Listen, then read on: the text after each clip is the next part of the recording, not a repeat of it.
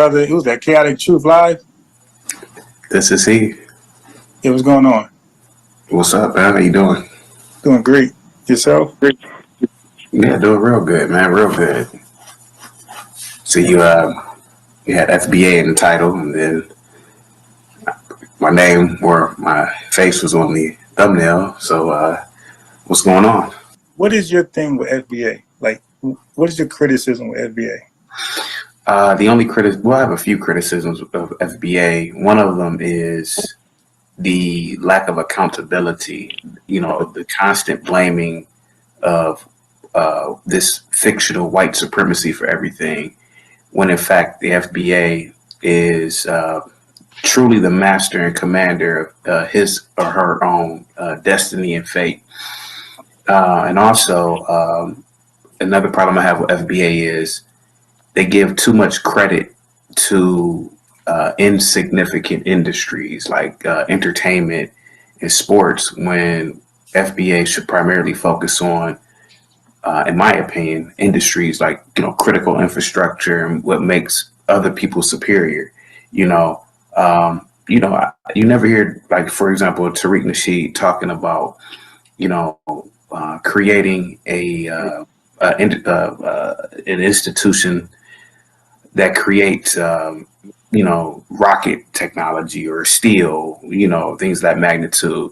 You never hear him talking about creating other systems that governments can purchase. When's the last time you ever heard of FBA say, "Hey man, let's build our own submarines, right? Or let's build our own aircraft, so that we can protect our people." That's one of my problems with FBA, man. The constant, just always saying rap and hip hop is important when it's not. Well, to call white supremacy fictional, and I believe when you mean white supremacy, you mean systemic racism. I think you're using them interchangeably. For the record, just so we're clear, because you're calling it fictional, systemic racism is defined as ways in which institutional policies, laws, and practices create and maintain racial disparities, often benefiting white Americans while disenfranchising Black Americans, FBA's ADOS. It operates through government structures, economic systems, housing, education, criminal justice, and more, leading to long-term inequality. And it says not just that you create it, it maintains. The goal is to maintain it. So you're going to have a difficult time proving it doesn't exist today. But it's crazy that it's called fictional when nobody will deny. Just imagine somebody saying, "Hey, the Jews had a bunch of shortcomings in Nazi Germany under Nuremberg laws." Like, who would? And the Jews point out, "Hey, we're under the system of Nazi Germany, and we're under, these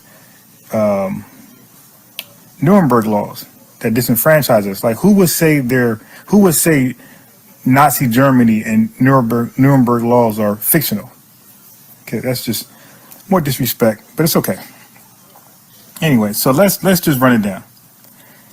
Let me just show you how systemic racism was real about 200 years ago. My fault, longer, because it started with chattel slavery, and it's real now. So for one, I won't go 400 years ago. I'll start at 1862, the Homestead Act. This provided 160 acres of land to settlers, overwhelmingly benefiting white Americans while largely excluding Black people, reinforcing white wealth accumulation and holding Black FBA's ADOS in poverty. Okay. How about the reversal of the 40 acres and a mule? After the Civil War, freed Black people were promised land for self-sufficiency, but this was reversed, leaving us economically vulnerable while whites continue to gain land and wealth. Systemic racism, what is it? Advantaging whites while disadvantaging Blacks. Seems real to me.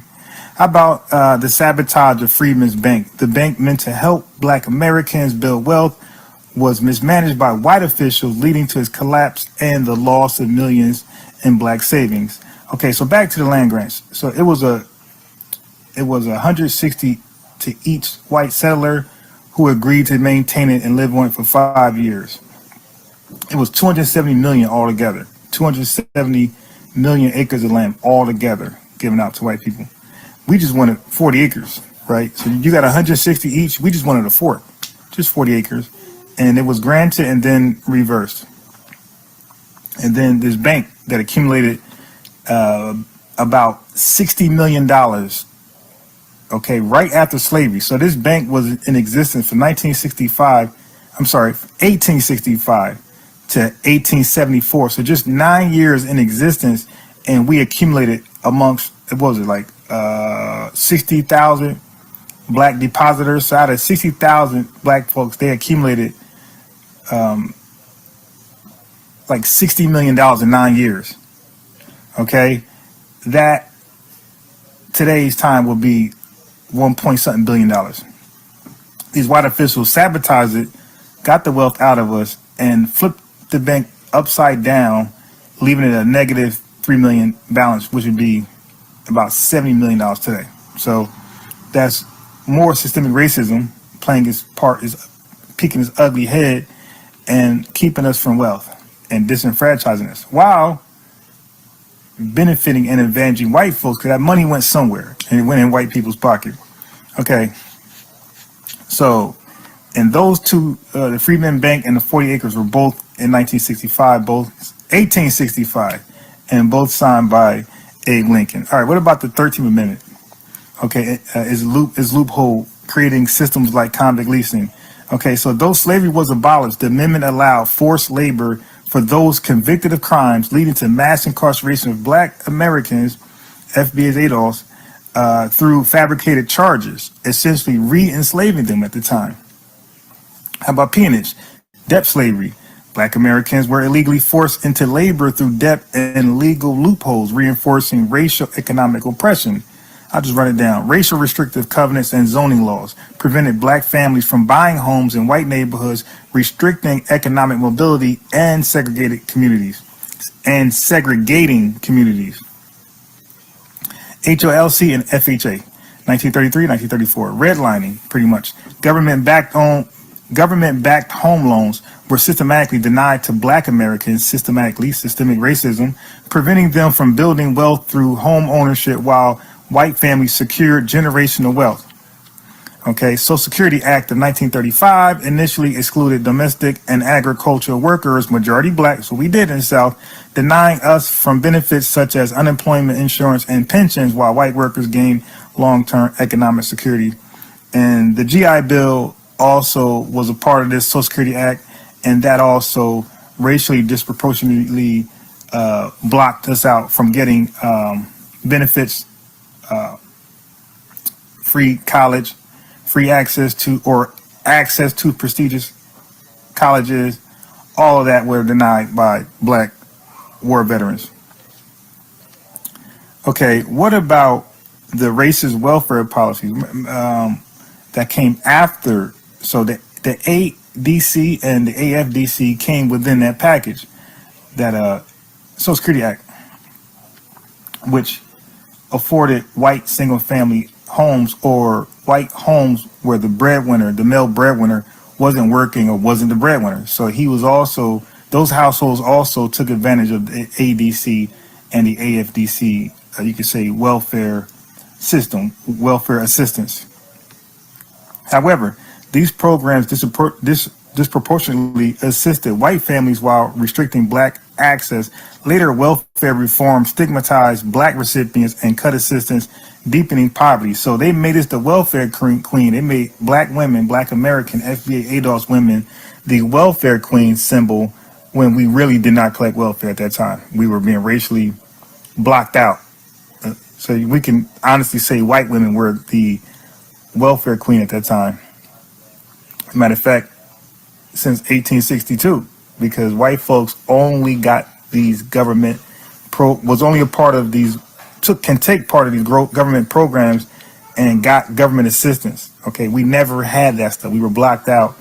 Okay, so 100 years of white folks getting welfare or government assistance, and 100 years of us not getting it.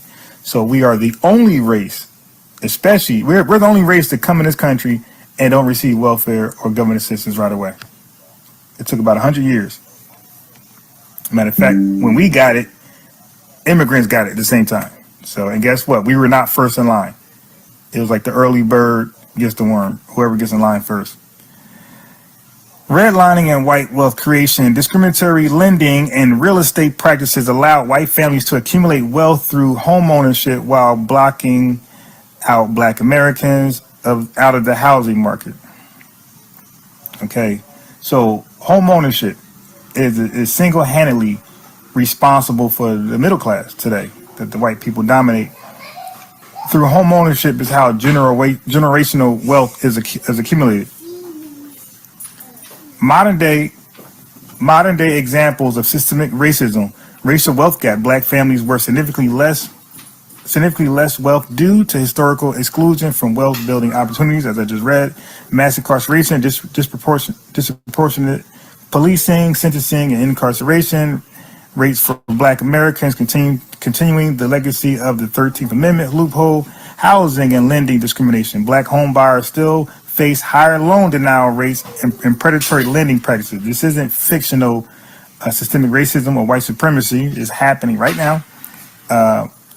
We got denial rates, education inequality, underfunded black schools due to property tax-based school funding, employment and wage disparities, hiring discrimination and wage gaps persist, limiting black economic mobility.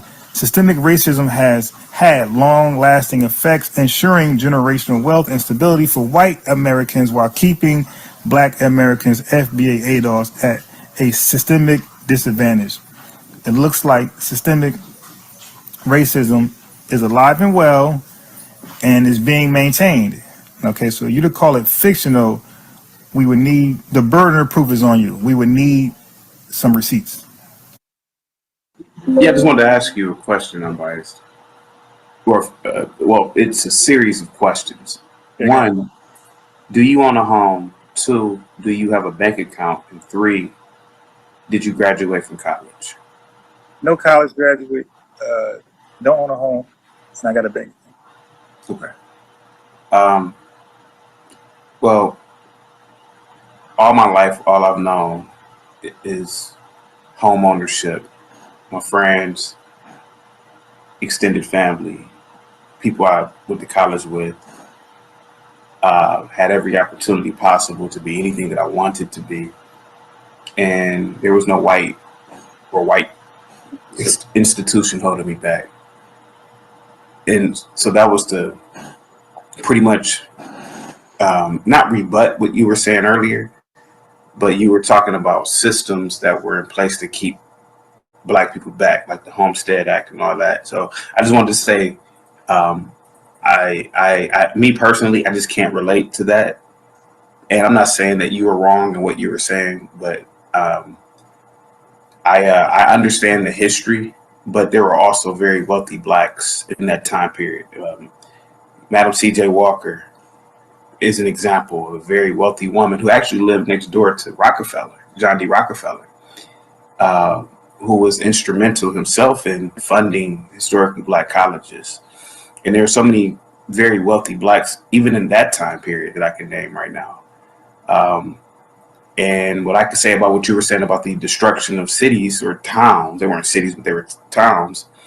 I could argue that the Black man should have figured out how to fight better. You just can't run up in Israel and the Jews are going to just sit back and let you do stuff to them. So is it an argument of white supremacy, or just Black men are just cowards and can't fight? So I'm not saying that you were wrong. I just look at things from a completely different perspective, and I'm gonna end off on this. And I'm not saying that you are very polite, but I go into spaces and Black men talk tough, but they talk tough to each other, right? And what I'm saying is that, well, well, why weren't your ancestors tough against racist and white supremacy then? So when people hear me speak, I get it. I don't tickle people when I talk, right? I don't say flowery stuff to people. I just say things that are just blatantly there, well, from my perspective, right? So one of my arguments, and I know you say you're about to leave, but one of my biggest arguments is, if racism, white supremacy is real, and if it is global, then America is the lion's den of it. So why not just move to a place where it's the least amount of white supremacy, which would be in Africa, assuming that white supremacy is global. So I just pretty much look at the world totally different from a lot of people. It's 8 billion of us on the planet. So I just look at it totally different, right? And I don't think there's anything wrong with saying that, if there is such thing as white supremacy. But one thing I can tell you is my parents still own, growing up, my dad owned several properties and rented them out to people. And my parents live in a beautiful home right now. They're elderly now, but they still own properties right now in historical neighborhoods, and what's so wrong with living amongst blacks? Why were those black enclaves poor? I thought blacks were intelligent enough to maintain systems. So, I ask a lot of questions about the past. Brother, we fight. Okay, we probably do more fighting against white supremacy, white supremacists, systemic racism than any other black in the world. Okay, most black people in their countries, their fighting is amongst themselves. Okay, i.e., Rwanda. Now, it's interesting you say that we don't fight. Okay, we can start with the Civil War, right? They passed, I think Abraham Lincoln, passed a law in 1863 that allowed black Americans, FBA adults, to take part, to fight in the Civil War, because Abraham Lincoln understood that the war cannot be won without our assistance. So we literally helped fight and win the Civil War. Okay? So we've been fighting pretty much ever since then. If you look at the race riots throughout this country, it's so many to name. I'm not even going to, do that to you. But many, many race riots before then. One of the greatest fights that we took part, that we led, which helped get you over here, was the civil rights fight. Okay? Frederick Douglass was not a Pan-Africanist. He was not, those outrageous ideas where we want to go back to Africa. Frederick Douglass said he would rather fight in America than flee and go to another land and live safely, like a coward. Okay, so fighting is what we did. Unfortunately, we would rather have equality. We would rather have access to the things we had access to, and we would rather be left alone. But unfortunately, fighting is something we did do, and a lot of times we didn't start the fight, but we fought outnumbered. I must add that we are the only minority black people in the world who are at a disadvantage, who are actually outnumbered by another people, outnumbered by white people specifically, and we still got it in. Okay, so I hope that helped dispels the notion that we did not fight. Excuse me, FBA defensive. I just want to add something real quick. This thing about FBA pointing fingers about and complaining about racism or white supremacy. Listen, all that, even what you said and mentioned about the discrimination that FBA's endured up to 1968 and afterwards, let's just look at the first 50 to 60 years of FBA's emancipation. Okay, if we looking at June of 1865 or June 1866 up to roughly 1916, 1920, look at all of the cities and villages that FBA's built without government assistance while being heavily discriminated against. Right. But remember, that was the Reconstruction and the Jim Crow. We had, Wilmington, North Carolina, Atlanta, Georgia, Elaine, Arkansas, Ocoee, Florida, Rosewood, Florida, Seneca Village in New York, and a whole bunch of other places too numerous to mention. And they're gone as a result of these white supremacists hating, or what I mentioned earlier, bad mind, racists. They run up into these towns. They burn, Tulsa, Oklahoma, of course. Burn down FBA towns and villages. Remember, white supremacists and their lackeys alike love telling FBAs they need to pull themselves up by the bootstraps. Right. These are people that have a history of doing that within the first 50 years of the emancipation. Now, we look at the first 50 years of the emancipation of countries in the Caribbean and Africa alike. What do they have to show? And I'm Jamaican descent. So again, for me to put this out here, this is part of house cleaning for me. Right. I put that to any Caribbean person, especially Jamaicans. Those that were born and raised there, as well as those abroad.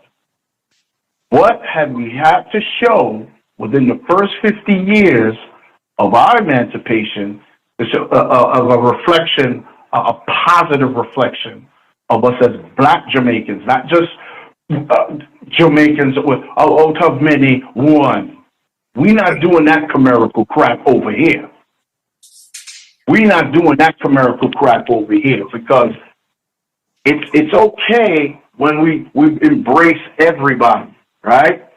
But when you know what hits the fan, you're looking for allies.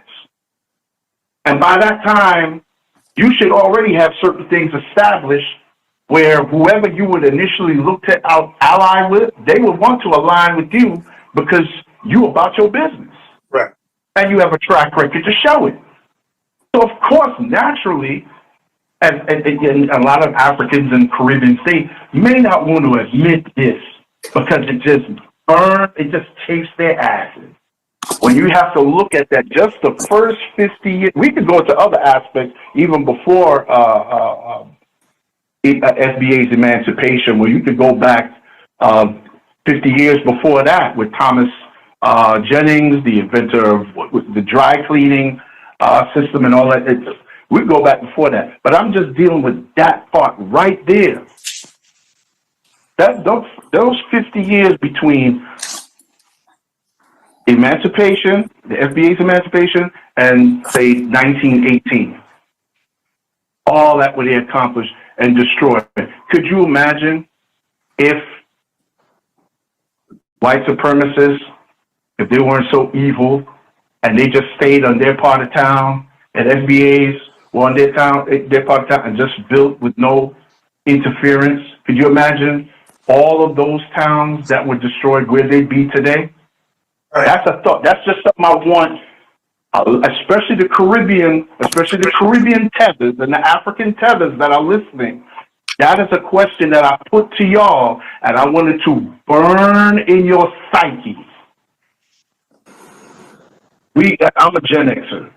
Okay, so when we were kids, anyone who's a Gen Xer or a baby boomer, you know what it was when we went outside and played, actually played.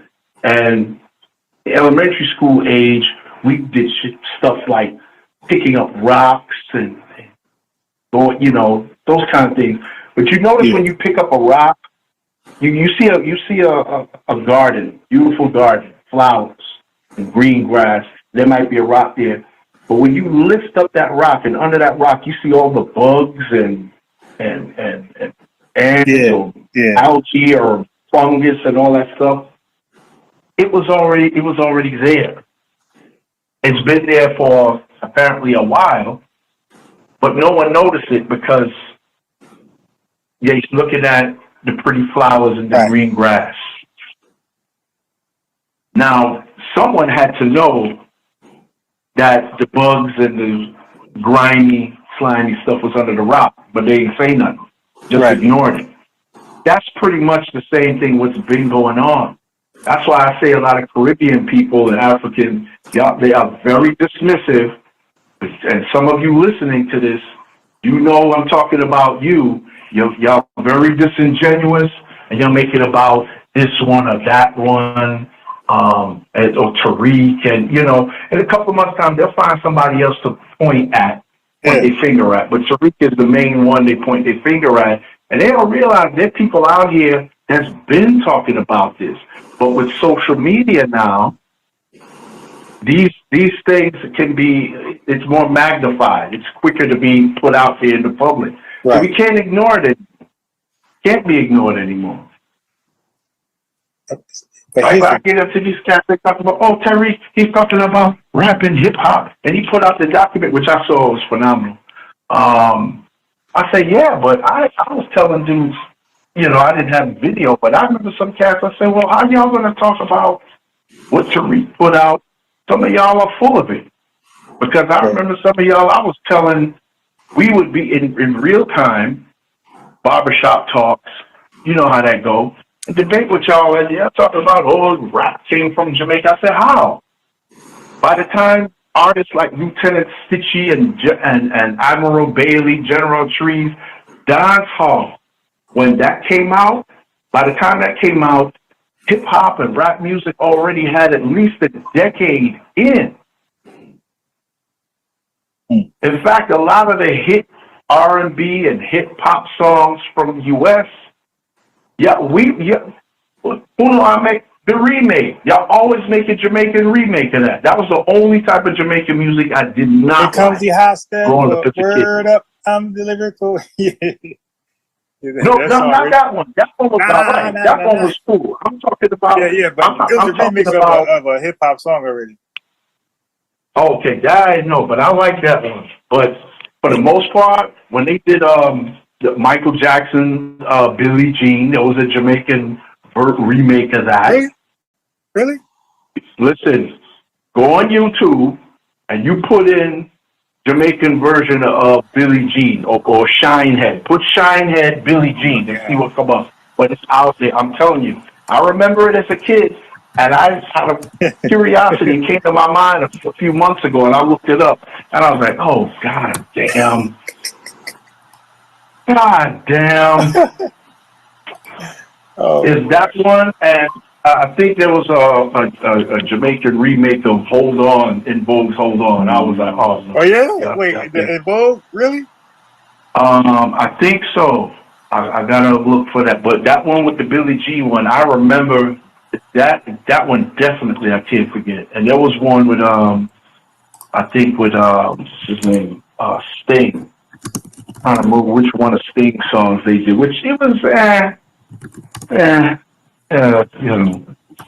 ain't nothing to brag, but my thing is, if you know how talented you are, you don't have to keep doing that. I mean, way before Diddy was doing it in the '90s, we was doing that. It was like, yeah, I don't even like when we do it. Like when we do like a remix of a song 10 years old. Oh shit!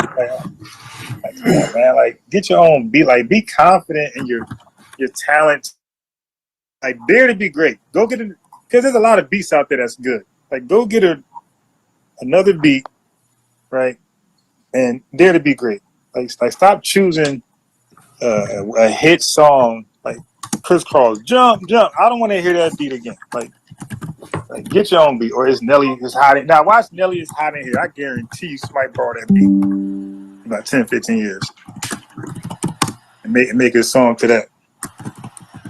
Yeah, but the hip hop thing, I felt like it shouldn't have been that deep. Where people arguing and beef. I felt like that should have been like just a debate where people just sharing notes and history and that's it. Like it shouldn't have ruined relationships and all type of, it shouldn't have been that serious to me. it shouldn't have been. But some SBA defensive. It comes to that in a way. The good thing, if you will, that comes out of that, you see people who they are too. And especially how they express themselves. I have no problem, again, the delineating that y'all been doing. I'm looking at this like, yo, this works better than most people tend to realize, because this is an excellent juice strainer, if you will. We got to strain the pulp of coons, sambos, and all these house niggers amongst us. These, what I would call, among other things, I refer to them as the out of many one people. Those type of people. Because if you're going to do something, you want to get something done, and the results, you got to know who to roll with, or who you want to roll with you. Because once you on your purpose and you doing what you got to do, you're going to get the negative people who come too. So you got to have those filters in place. So you got, no, without going into all the long drawn out details. Black folk did fight back. They didn't just stand around holding their hands praying like Mr. Chaotic Truth would like to purport and promulgate, that's a typical Caribbean, typical African thing. My parents own this house, and they always own houses, and my friends, and the college education, et cetera, which that's great. If he has that.